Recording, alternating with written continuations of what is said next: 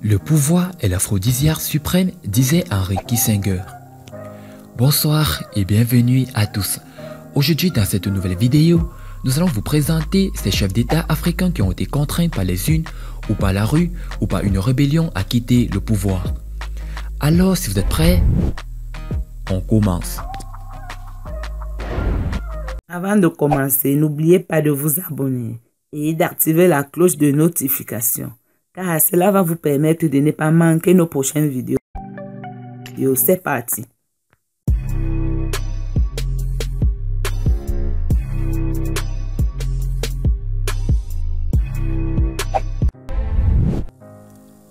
Mobutu Sese Seko Kuku.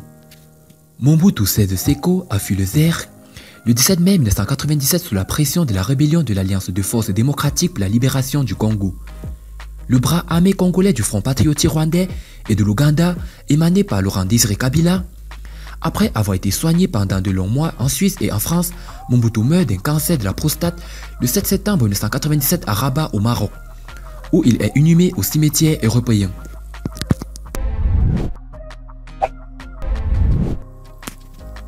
Didier Raziraka. Didier Raziraka, président à 2 reprises de Madagascar, a lui aussi été contraint à l'exil le 7 juillet 2002, à la suite d'un contentieux électoral qu'il a opposé à Marc Ravalomanana. Les dissensions entre les deux camps avaient dégénéré en affrontement.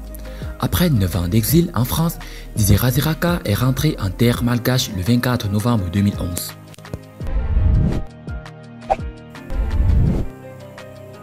Marc Ravalomanana.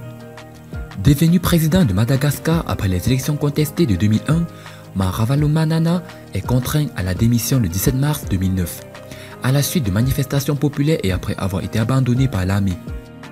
Il est remplacé par le jeune maire de la capitale, Antananarivo, Andry Rajoelina, propulsé au devant de la scène par l'impopularité grandissante de Ravalomanana.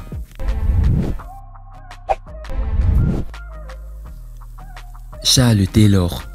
C'est au Nigeria que l'ex-président libérien Charles Taylor s'est envolé en 2003 sous la pression de la communauté internationale mais aussi en raison de la rébellion armée dans son pays. Soupçonné de vouloir déstabiliser le Libéria depuis le Nigeria, il est livré à la justice internationale en 2006 puis condamné en 2012 pour crimes contre l'humanité et crimes de guerre à 50 ans de prison.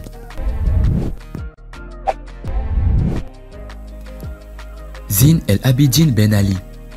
Zine El Abidine Ben Ali a été obligé de fuir la Tunisie pour l'Arabie Saoudite en janvier 2011, sous la pression de la rue. C'est l'immolation par le feu des marchands laissés par la pauvreté et la misère, ainsi que les brimades de policiers qui avaient déclenché le mouvement de protestation populaire.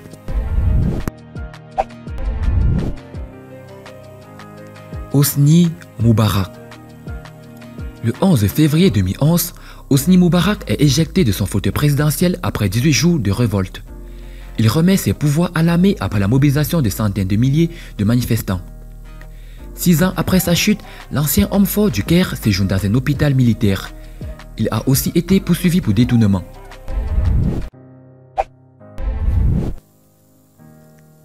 Laurent Gbagbo. Le 11 avril 2011, Laurent Gbagbo est mis aux arrêts après 4 mois de crise et près de 3000 morts. Une crise née de son refus d'accepter les résultats de l'élection présidentielle de 2010 qui consacre son rival Alassane Ouattara. Le boulanger d'Abidjan a été arrêté suite au bombardement de la force française de l'ICON et de l'ONU. Mouammar Kadhafi. C'est près de site que Mouammar Kadhafi est tué le 20 octobre 2011. Il dirigeait la Libye d'une main de fer depuis 42 ans. Sa chute a été provoquée par un vaste mouvement de contestation populaire déclenché à Benghazi et qui s'est transformé entre-temps en un conflit armé meurtri. C'est l'opération menée par l'OTAN en mars 2011 qui a facilité la capture de Kadhafi. François Bozizé. La rébellion Séléka à dominante musulmane renverse le 24 mars 2013 le président François Bozizé. La prise du pouvoir de la Séléka entraîne une contre-offensive des rebelles anti-Balaka, principalement chrétiens. François Bozizé a dû trouver refuge en Ouganda, après être passé par plusieurs pays d'Afrique de l'Est. Il avait déjà été contraint à quitter son pays dans les années 80, puis dans les années 2000.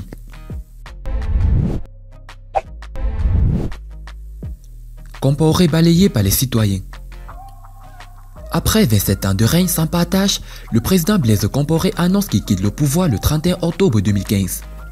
Sa décision a été prise au lendemain d'une journée de manifestations et d'émeutes contre un projet visant à renverser la Constitution. Cette démarche lui aurait permis de rester à la tête du pays. Il a trouvé refuge en Côte d'Ivoire où il vit toujours aujourd'hui.